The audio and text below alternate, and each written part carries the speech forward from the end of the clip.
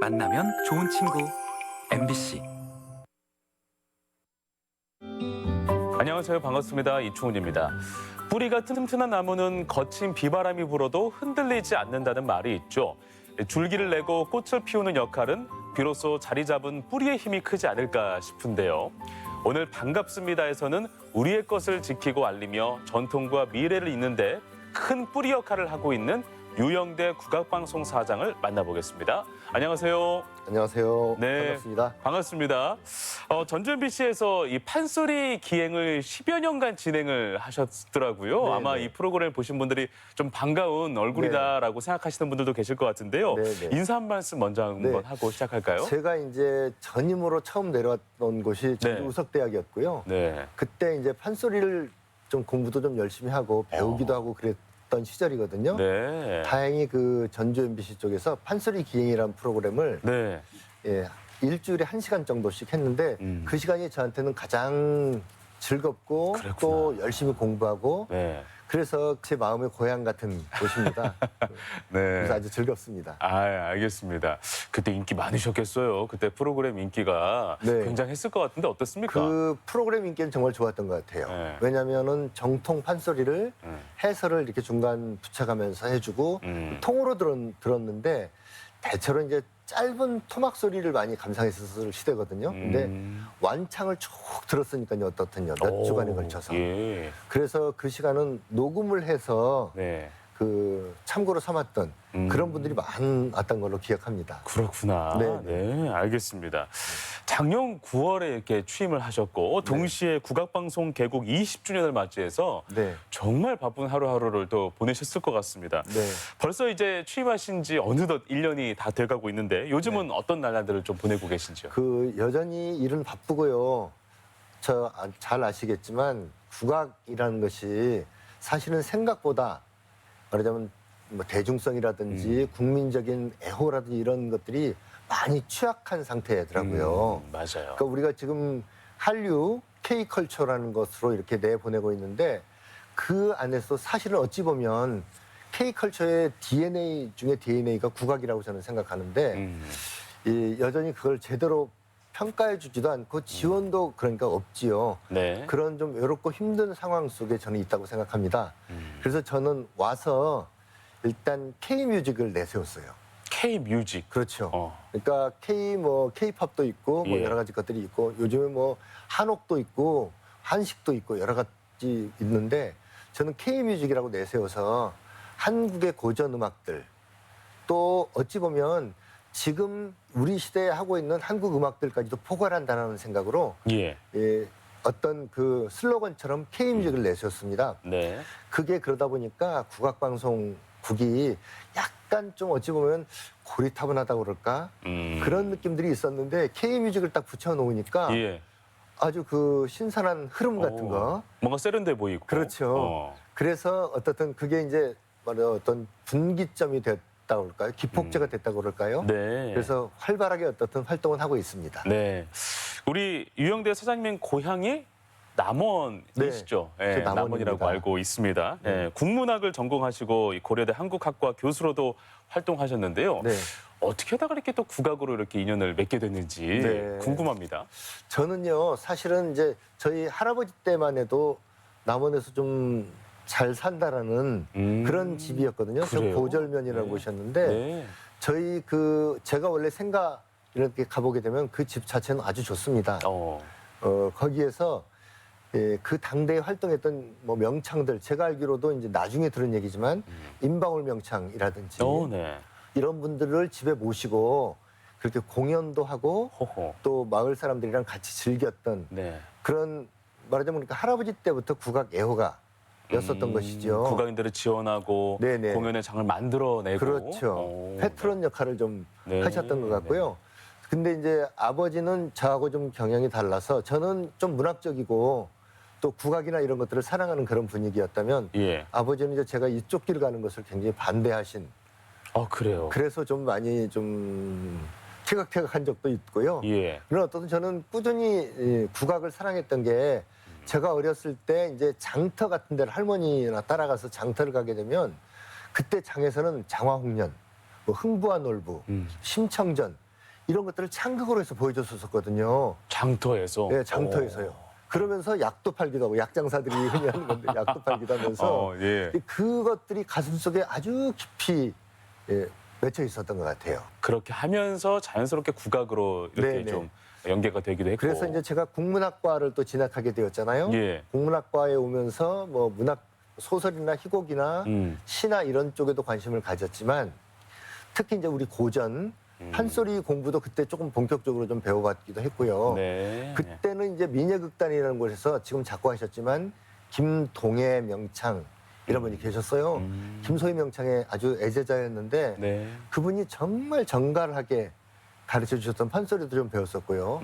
또 탈춤 같은 것들도 배워서 약간 민중운동을 겸한 그런 우리 전통 문화 쪽에 관심을 쭉 가져왔었고 그런 것들이 이제 저를 낳아준 어떤 토양이었다고 생각합니다. 아, 그러면 이제 문학적인 어떤 전공과 그다음에 그러한 어떤 국악에 대한 경험들이 얽혀서 네. 지금의 이제 사장님이 된 것 같은 그렇죠, 그런 그렇죠. 느낌이네요. 네네. 알겠습니다. 또 국립창극단 예술감독으로서도 여러 작품을 또 진두지휘했다고 네. 이야기를 들었는데요. 네. 직접 이렇게 작품을 제작하면서 기억에 네. 남는 순간들이 있을 것 같아요. 어떤 순간들이 이거 있었습니까? 할 얘기를 하자면 정말 얘기가 많긴 많은데요. 네. 사실은 이제 국립창극단은 주로 동초 김현수 선생님 같이 주로 예술인들이 쭉 이 단장 이런 자리를 맡아왔고요. 맞아요. 이제 예술 감독을 맡게 된 거는 그 뒤에 이제 강한영 선생님이 감독을 하셨던 적이 있고요. 네. 그다음에 안숙 선생님이 감독을 하셨고 그다음에 제가 갔거든요. 예. 저는 뭐 행운이라고 생각하지만 2텀을 했어요. 6년간을 했어요. 어떻게 되면 그 창극을 전문으로 하는 집단의 네. 성격을 생각한다면 저는 부계자잖아요. 그렇죠. 부계자가 가서 작품을 만들고 그랬을 때 처음에 약간 그 배척하는 예. 그런 분위기 속에서 맞아요. 그런 게 살았거든요. 있었겠죠. 예. 근데 굉장히 재미나게 만들었고요. 즐겁게 작업했고 그런 것들이 어떻든 그 뭐 국가 브랜드 정도로 이렇게 평가도 받고 그래서요. 네. 그래서 그 다음 한 텀을 더 하게 되었죠. 그래서 창극을 제작했는데 그때 이제 제가 제일 그래도 인상적으로 생각하는 게 제가 첫 번째 만든 작품은 15세나 16세 처녀 이런 작품이었어요. 이게 15세는 심청이 나이였거든요. 심청이 네. 바다에 빠진 나이고 네네. 16세는 비로소 춘향이가 이도령을 만나서 사랑하게 된 그런 나이잖아요. 예. 그리고 15세나 16세 처녀라는 말이 사실은 심청가의 한 대목에 나와요. 그래서 요거를 반씩 나눠가지고 약간 옴니버스 창극으로 만들었는데 예. 이 작품이 굉장히 센세이셔널했어요. 왜냐하면 기존의 창극의 맥락을 넘어서서 네. 좀 말할까 전체적으로 아주 풍성한 음악 또 그다음에 주제 의식이나 이런 것들을 선명하게 드러내는 방식 또 젊은 친구들의 취향에 맞게 이렇게 만들었었거든요. 이게 이제 인기를 누렸는데 이게 더 이제 일이 잘 되려고 그러다 보니까 가을 공연을 저희가 앞뒀는데 그때 전주 세계 소리 축제의 그 조직을 맡았던 곽병창 교수가 있었거든요. 우리 전주에 와서 지금 심청전을 하려고 그런다고 그러는데 우리가 초연을 하게 해달라. 오. 여기 와서 초연을 하면은 그러면 우리가 제작비도 좀 되고 이렇게 하겠다. 네. 그래서 지금 그 우리 포스터 보게 되면은 초연은 전주에서 했고요. 그해 그래서 9월달 소리축제 기간 동안에 우리가 여기서 심청을 올렸고 청이라는 제목으로 올렸죠. 예. 그리고 그해 11월 달에는 이제 서울 국립극장에서 어찌 보면 재연 공연을 국립극장에서 하게 된 거니까 야. 저로서는 사실은 전주라는 곳이 여기 와서 있었던 10년 동안도 저에게 큰 자양분을 주는 곳이지만 그때 친구로 맺었던 분들 뭐 이종민 교수라든지 뭐 최동현 교수라든지 네. 뭐 김익두 교수 이런 분들이 끝까지 또 이렇게 창극을 지원해주고 이렇게 해서 어떤 전주하고 끊임없는 인연을 이렇게 맺어오면서 네. 창극도 함께 성장시켰다고 이렇게 생각이 됩니다. 어찌 보면 우리 사장님께서 그 음악을 네. 애초에 전공하지 않고 이제 국문학이라든지 한국화학을 전공했기 때문에 네, 네. 그런 국악과 그 이제 연결되는 과정에서 네. 제3자의 눈으로 이렇게 더 객관적으로 바라볼 수 있는 힘이 있지 않았을까라는 네. 생각이 좀 들기도 하고요. 그런 얘기를 정말 많이 들었어요. 네. 처음에는 정말 저 사람이 와서 이 창단을 어떻게 끌고 나갈 수 있을까? 저 사람이 뭐 네. 소리에 대해서 뭐 이해가 있겠어, 뭐가 그렇죠. 있겠어. 뭐 약간 이런 판소리- 텃세도 분명히 있었을 그렇죠. 테고. 판소리 연구를 하고 뭐 네. 판소리로 박사학위는 받았다고 하지만 네. 실제로 작품 제작은 또 상황이 다를 텐데. 근데 제가 청이라고 이름을 붙였잖아요. 이거는 그 전에 심청전하고는 다른 방향으로 가겠다라는 선언이었거든요. 그러니까 주로 제일 많이 붙였던 이름은 효녀 심청이었어요.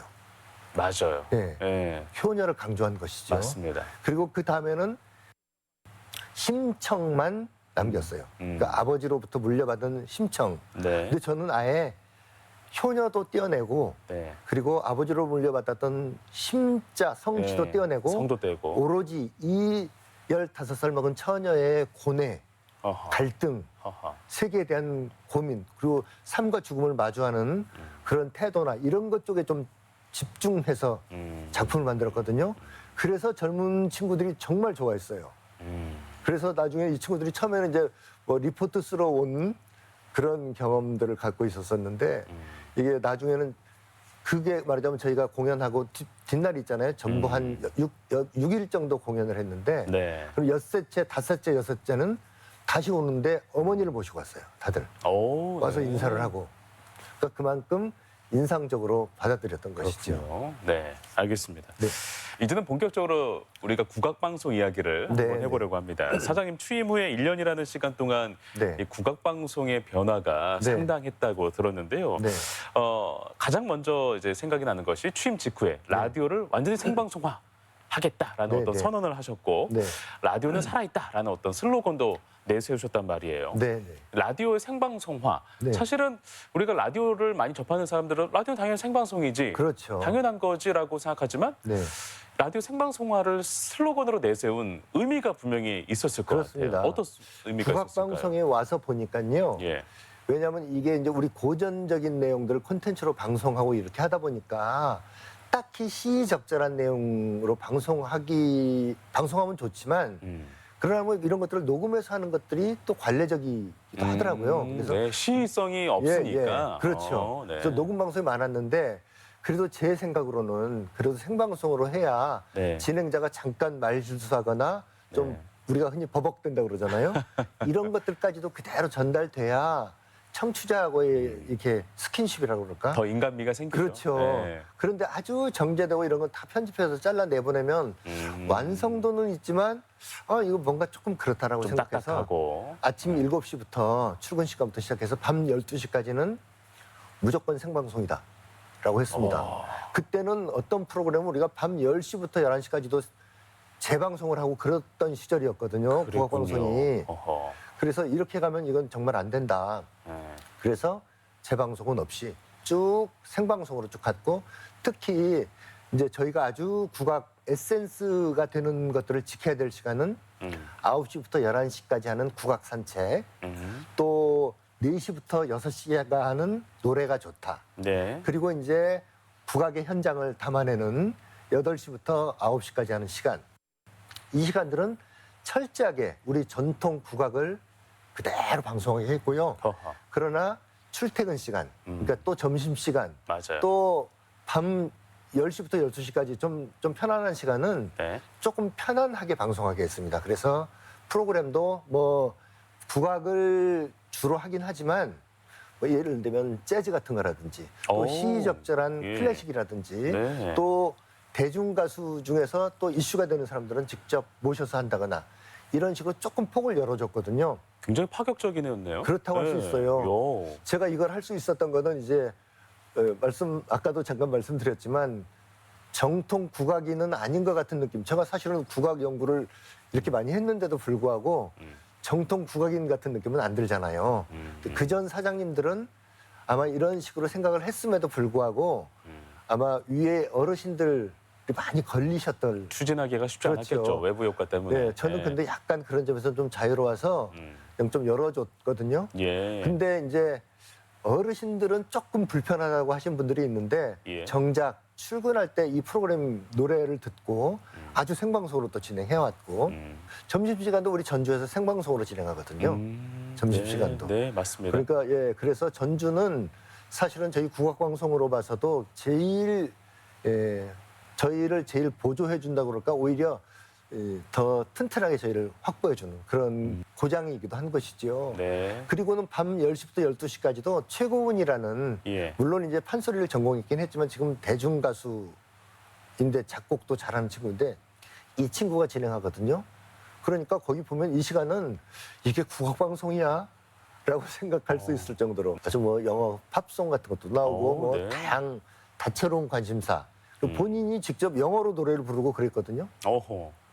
그래서 그 프로는 또 특별한 매니아들이 많이 생겼어요. 그렇군요. 그리고 이제 이렇게 국악방송을 이렇게 생방송을 하다 보니까 확실히 좋은 거는 이게 그 팬들이라고 그럴까? 이분들이 예. 직접 소통을 하는 거예요. 맞아, 그게 바로 중요해요. 댓글 달아오고 네, 네. 그 댓글을 읽어주니까 더 좋고 더 좋아하고. 댓글을 달아주고 읽어주니까 또 바로 또 리액션이 오고 그러니까 제작진도 재밌고. 너무 재밌어요. 예. 피드백이 바로바로 오니까. 그러니까요. 예. 저는 그래서 어떤 생각까지 들었냐면요. 야 이거 댓글만 갖고도 방송할 수 있을 것 같다. 그렇죠. 이런 예. 느낌이 들더라고요. 그만큼 어쨌든 그래서 음. 아 역시 국악방송이 좀 더 생기를 누릴 수 있는 거다. 이런 생각 많이 가졌습니다. 네, 알겠습니다. 그리고 또 사장님 취임 이후에 국악방송이 이 라디오뿐만 아니라 TV 제작도 많이 늘리셨다고 들었어요. 네, 네. TV랑 라디오는 또 굉장히 문법이 다르고 네. 또 비용도 많이 들고 네, 인력도 엄청나게 보강을 해야 될 텐데 네, 네. 어떻게 이렇게 확대를 하셨고 여기에 대한 어려움과 또 이 반발도 분명히 있었을 것 같은데 네, 네. 어떠셨습니까? 그렇습니다. 제가 이제 여기 와서 TV가 개국한 지가 이제 3년 차가 됐거든요. 어떻든 그 TV 쪽은 제가 보기에도 좀 어설픈 듯한 느낌이 들었어요. 제가 어떻든 전주 MBC에서부터 단련된 TV를 이렇게 생각한다. 10년 동안 하셨으면 그럼요. 이제 많은 방송 환경을 접하셨죠. 그렇죠. 예. 그렇기 때문에 그런 눈으로 봐도 이건 조금 좀 어설프다. 그리고 이제 주로 PD 하시는 분들도 전문 PD들보다는 오히려 국악계에서 이렇게 충원이 되어서 온 분들 이런 분들이 많았기 때문에 네. 국악 콘서트나 이런 것들은 잘 만들었지만 그 밖에 또 제가 원하는 좀 뭐 다큐멘터리, 국악 다큐멘터리를 잘 만든다거나 이런 것들은 조금 좀 성에 차지는 않았죠. 그래서 이제 이 본부장님을 TV 경력, 특히 제작 경력이 20년 이상 된 분을 공고를 그렇게 냈어요. 좀 오해도 받고 그랬거든요. 오. 근데 다행히 또 MBC에서 30년 PD를 하신 분이 예. 저희 본부장님으로 오셔가지고 그렇군요. 지금은 어떻든 프로그램 전체를 확 바꾸셨고요. 그리고 예. 띠별로 이렇게 편성도 잘해주셨고 네. 또 프로그램을 구입해 오거나 또는 관련된 프로그램 같은 것들을 많이 저희가 이제 와서 재방영한다고 그럴까 그런 것들도 아주 이제 좋은 변화라고 할 수 있는데 오, 네. 또 이제 저도 MBC하고 관련이 있지만 또 MBC에서 PD를 하셨던 분이 오시니까 예. 네트워크가 갑자기 확장되는 거예요. 그렇구나. 그래가지고 MBC에서 제작한 프로그램들 뭐 이번에 저희 그 광대전도 전주 네. MBC에서 제작한 광대전도 방영을 지금 하고 있고요. 예. 또 이제 잘 되면 앞으로도 같이 공동 제작을 할 예정도 네. 있기도 하고요. 네. 또 뭐 저희가 이제 그 역시 우리가 잘 아는 대장금 드라마 있잖아요. 50회가 더 넘었잖아요. 예. 대장금도 저희가 곧 방영할 예정입니다. 아, 그래요? 네, 어. 그래서 TV 영역도 좀 넓어지고 이렇게 되면 자연스럽게 어떻든 국악방송 TV에 대한 인지도도 좀 넓어지고 그걸 찾아볼 수 있는 일부러 맞습니다. 가서 볼 수 있는 기회도 생기는데 네. 근데 제가 일단 이제 국악 TV 쪽을 이렇게 하다 보니까 예. 세상에서 제일 좋은 방송국이라고 저는 생각해요. 왜요? 왜냐하면 저희는 여기 프로그램 자체는 정말 힐링하는 프로그램, 또 최고급 교양을 보여주는 프로그램, 즐거운 프로그램 이런 것들이 아주 다채롭게 구성이 되어 있고요. 그리고 특히 이제 남상일이나 박예리 네. 이런 분들이 진행하는 소리를 배웁시다가 있거든요. 네. 그 1시간 안에 판소리 한 대목은 거뜬하게 부를 수 있어요. 저도 거기 방청객으로 가서 예. 직접 참여해서 보고 배우기도 하고 그러거든요. 네. 근데 지금 이제 코로나 기간이기 때문에 일반에게 오픈하지는 않지만 제가 또 특별히 이제 좋아하니까 저는 그냥 객석에 가서 좀 보고 네. 그러는데 네, 네. 어쨌든 최고로 좋은 프로그램이고 아침서부터 밤까지 24시간 동안 방영하는데 보면 요가 같은 프로그램도 있거든요. 야, 굉장히 뭐 그냥 저는 국악 방송하면 국악에 관련된 것만 이렇게 하는 줄 알았는데 그게 또 아니네요. 아니죠. 근데 요가도 국악을 베이스로 한 요가를 들려주기 때문에 아, 그렇게 또 연결고리가 그럼요. 엮여지고. 다들 연결고리가 어떤 식으로는 있거든요. 예. 그리고 이제 세계의 음악 같은 거. 그래서 방송도 좀 더 다변화하고 또 국악이긴 하지만 국악을 중심에 두되 그러나 조금 더 말하자면 풍류대장 같은 네. 그런 퓨전을 하는 친구들도 충분히 대접해서 우리가 길러내고 사실은 풍류대장에 나왔던 친구들은 모두 다 우리 국악방송에서 그전에 해왔던 21세기 한국음악 프로젝트라는 15회가 이제 되거든요. 예. 16회차가 올해 되는데 거기에서 배출된 사람들이 다 거기 가서 우승하고 뭐 이렇게 하하. 장원하고 뭐 네. 준우승도 하고 그랬거든요. 그래서 저는 그것도 아주 보람 있게 생각합니다. 네, 알겠습니다. 네. 굉장한 행보를 보여주고 계셔가지고 국악 방송이 굉장히 기대가 많이 되기도 하고, 네. 굉장히 활발하게 지금 활동하고 있다는 생각이 많이 들기도 합니다. 네, 그렇습니다. 네. 국악의 세계화를 위한 행보 중에 또 하나 주목할 게 있는데요. 바로 국악 메타버스를 또 제작하고 네. 싶다고 말씀을 네, 네. 하셨어요. 사실 네. 라디오 생방송 하는 것도 쉽지 않았고 네. 또 TV 제작도 늘리는 것도 어려웠을 텐데 네, 이제는 메타버스까지 이렇게 손을 댄다고 하니 네, 네. 굉장히 좀 박수를 쳐주고 싶기도 하고 네, 또는 네. 한편으로 걱정이 되기도 하고 너무 많이 그러시죠. 들리시는 거 아닌가라는 생각이 네. 좀 들기도 하고 어떻습니까? 맞습니다. 지금 네. 메타버스에 대한 뭐 관심도는 뭐 폭발적이잖아요, 사실요. 네. 그런데 제가 이제 여기 메타버스 쪽하고 이렇게 와서 관심 가고 일을 하다 보니까 진짜 메타버스라고 할 만한 것들을 그런 회사도 잘 없고요. 없죠. 주로 예. 이제 뭐 메타버스라고 해서 뭐 이렇게 VR 안경 같은 거 끼고 보는 거, 네, 좀 입체적으로 네. 보는 거 이런 정도를 메타버스라고 지금 인식하고 있는데 전혀 그게 아니더라고요. 일단 메타버스는 기본적인 것이 그 안에서 상업적인 네. 거래가 이루어져야만 상거래가 그렇죠. 네. 상거래가 이루어지고 맞습니다. 그 안에서 유저들이 들어가서 마음껏 상품도 만들어내고 프로그램도 맞아요. 만들고 그렇게 놀 수 있는 공간이 돼야 되더라고요. 네네. 저희는 그래서 이제 일단 이 어떤 개념을 갖고 있냐면 이 안에서 국악 오디션을 정말 진짜 멋지게 하겠다. 메타버스 안에서. 네, 메타버스 안에서. 어. 그래서 저희가 이제 9월 1일부터는 상용화가 되고요. 예. 그리고 현재는 시험으로 우리가 접속해 들어갈 수도 있거든요. 허허. 거기 국악 방송이 저희 랜드가 있어요. 아주 엄청 넓은 땅이고요. 예. 여기에는 물론 저희 이제 국악 방송국도 있고 또 공연할 수 있는 극장도 있고 또 저희가 이제 33명의 정말 총망받는 우리 국악인들을 저희 어떤 여기 멤버로 모셨거든요. 예. 이분들이 이제 이 안에 들어와서 음. 자기네 스튜디오도 갖고 있고 또 팬미팅도 거기서 할 수도 있고 또 이분들이 지금 NFT를 만들고 있는데 많이 만들었습니다. 이제 판매는 아마 11월 정도부터 될 것 같긴 한데요. 네. 예, 그게 이제 우리가 내로라 할 만한 사람들인데 뭐 김준수, 유태평양, 뭐 또 이광복, 이소연 이런 친구들이죠. 민은경, 네네. 국립창극단의 주축인 멤버들이죠. 그리고 또 뭐 서진실, 옥스 팀들도 있고요. 또 뭐 온도라는 팀도 있고 이 오늘이라는 팀도 있고요. 이렇게 저희들이 많이 어떤 33명이나 33팀을 일단 먼저 1차로 계약했고요. 앞으로 이제 확장할 예정이거든요. 예. 근데 이 팀들하고 계약을 하면서 NFT 사진을 다 새롭게 작가 찍어가지고 NFT를 만들고 그리고 NFT 어떻든 이 안에 메타버스라는 것들은 새로운 공간인데 이 공간이면 우리의 말하자면 혼이나 이런 것들을 담아낼 수 있는 그런 세계관을 구축해야 되거든요. 그래서 저희가 아예 우리의 정신인 거죠. 우리의 얼 같은 거죠. 이런 것들을 기본 모토로 내세웠어요. 그래서 뭐 창이라든지 거울이라든지 뭐 방울이라든지 이런 컨셉 같은 것들을 갖고 사진에다가 어떤 새로운 그림들을 입혀서 메타버스로 파는데 NFT로 하나 이제 그게 콘텐츠가 되는 그렇죠. 거네요. NFT로 제작해서 파는데 말하자면 요새 그 포켓몬 네. 빵 속에 들어있는 카드를 스티커. 구하기 위해서 스티커 구하기 위해서 하잖아요. 네네. 저희도 그렇게 판매할 예정이거든요. 그래서 운이 좋으면 자기가 예. 원하는 카드가 들어있겠지만 NFT가 있겠지만 없으면 거듭 살 수 있게. 그래서 아마 이렇게 번들 버전 같은 것들은 좀 더 싸게 팔고요. 예. 또 직접 그 스튜디오 안에 들어가게 되면 이게 본인 스튜디오 안에 들어가게 되면 거기서도 NFT를 살 수 있고 또 오픈시라는 NFT를 직접 거래하는 그쪽에도 이제 상장을 해서 내놓을 예정이거든요. 네.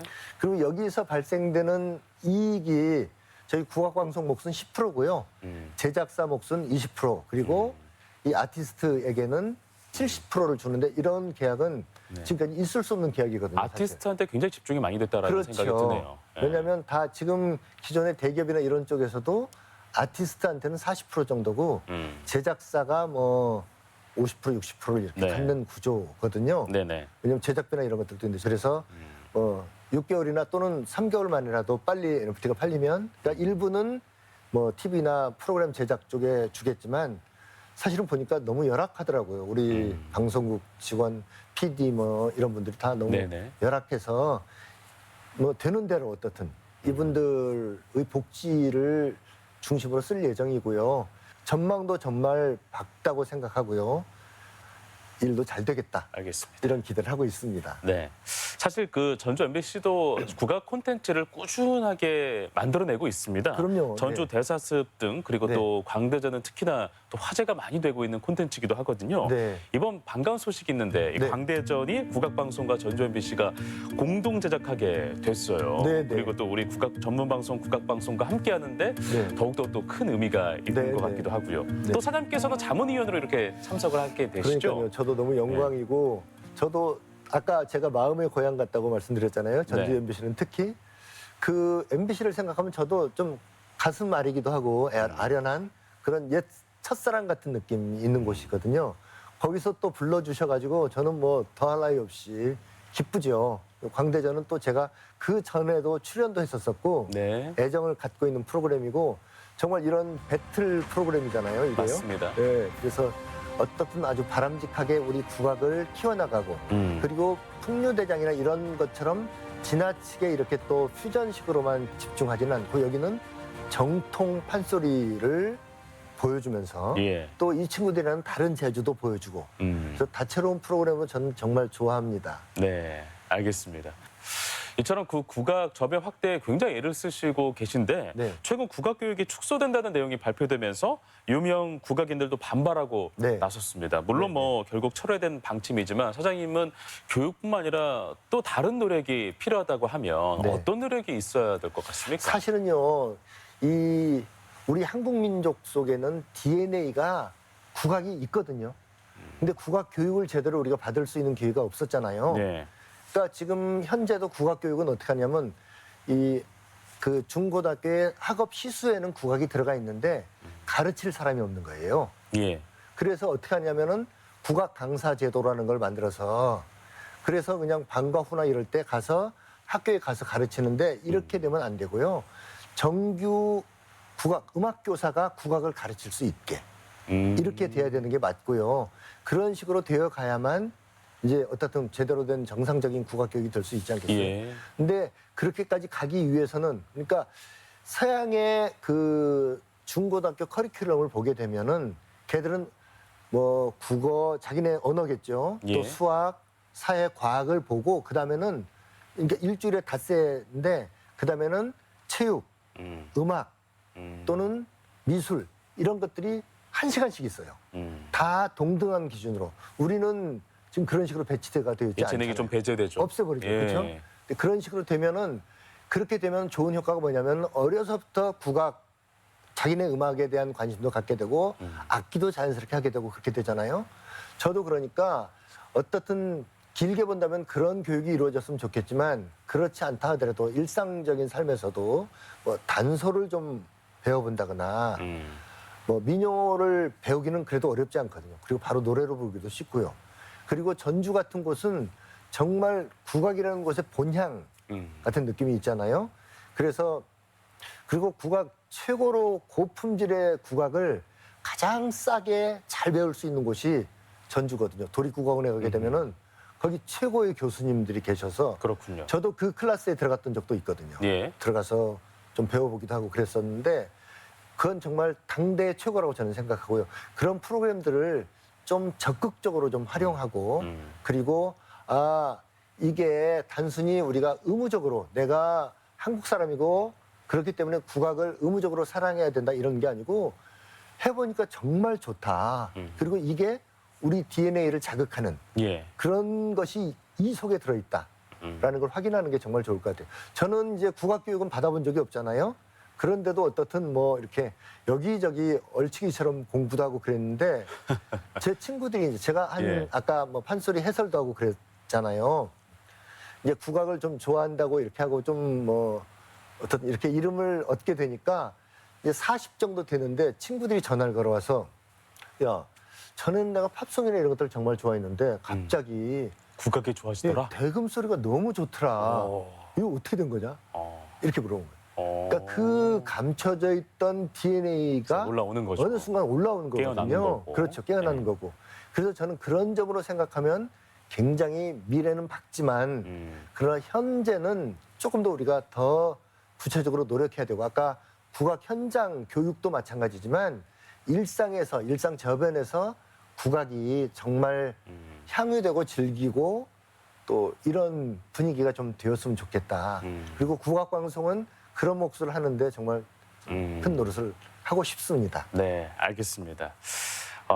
국악이란 네. 무엇이라고 정의할 수가 있겠습니까? 저는 고향이라고 저는 생각합니다. 국악이란 고향이다. 그렇죠. 국악은 우리들이 사실은 고향에서 태어났고 저도 얼마 전에 제 친구가 어디가 고향이라고 그래가지고 같이 가본 적이 있거든요. 그 고향은 이미 변화했긴 변화했지만 그래도 자기가 기억했던 장소를 다 저한테 설명해 주는데 아주 인상적이더라고요. 거기 이 친구는 서울 친구이기 때문에 수유리였거든요. 거기 4.19 탑이고 예. 저도 학교 다닐 때는 4.19 탑까지 마라톤 해가지고 갔었던 기억이 있는데 많이 변했지만 그래도 변하지 않은 곳들이 그렇게 있고 고향에 와서 이 친구가 알고 흡족했고 좋아하는 걸 보고 그랬는데 저는 고향이 남원이라고 아까 예. 진행자님이 말씀해 예. 주셨지만 고향 같은 곳이 국악이라고 저는 생각해요. 그리고 많은 분들도 함께 국악을 고향이라고만 생각해 준다면 실제로 고향이기도 하고요. 그렇다면 아마 우리가 고향 찾는데 인색할 사람은 아무도 없잖아요. 그렇죠. 그래서 고향으로 함께 가는 고향 열차 같은 느낌이라고 네. 저는 정의하고 싶습니다. 네, 알겠습니다. 우리 지역 출신이라서 그런지 이 소리 고장에서 네. 더 많은 그 이해와 네. 또 그 깊이를 갖고 계신다라는 생각이 좀 들게 만드는 그런 네. 대화였던 것 같습니다. 네. 앞으로도 이 국악방송이 더 좋은 콘텐츠로서 시청자들에게 많은 사랑받기를 바라면서 오늘 말씀은 여기서 마무리하도록 하겠습니다. 오늘 고맙습니다. 고맙습니다.